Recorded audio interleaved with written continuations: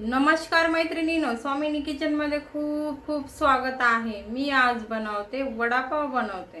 हे मी घेतलेले आहे बटाटे, अर्धा किलो बटाटे घेतले, उकडून घेतले, साल काढून घेतले आणि बस याला खिसणी घेऊन आपली खोबरे खिसायचे जर बारीक केले। हे बटाटा खिसून घेतला। यामध्ये हिरवी मिरची, अद्रक, लसूण, थोडे जिरे, हळद आणि लाल तिखट, मीठ टाकून घ्यायचं।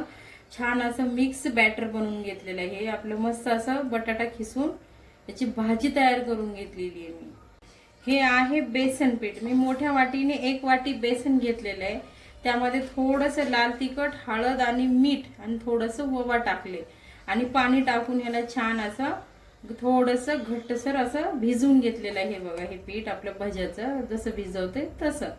आता आपण यामध्ये वडे बनवून घेऊन सोडून देऊ। यामध्ये तुम्ही झटपट होणारे आपले वडापावची रेसिपी नक्की एकदा बनवून बघा। बघा, आता आपलं तेल गरम झालेलं आहे। आपण त्यामध्ये वडा सोडू। आपण आता मी हे बघा बेसन पीठ मध्ये छान याला मिक्स करून तळून घेते। आता वडा किती छान तळून झालेला आहे हे बघा, दोन्ही साइडनं पण। मी आता ह्याला काढून घेते। वाव, किती भारी आपले वडे तळतायत बघा तेलामध्ये। असे गोल्डन कलरचे तळून घ्यायचे आहे आपल्याला। बघा, आता सगळं वडा आहे ना तळून झालेला आहे। मी याला काढून घेते। वाव, आपलं वडापाव आहे तयार। किती छान बनवले मी घरच्या घरी।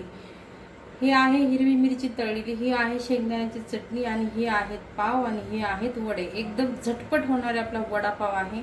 अशा पद्धतीने तुम्ही नक्की बनवा। मी बनवलेली पद्धत जर तुम्हाला आवडली ना तर नक्की मला लाईक करा, कमेंट करा, सबस्क्राईब करा। तोपर्यंत मस्त खा, मस्त राहा।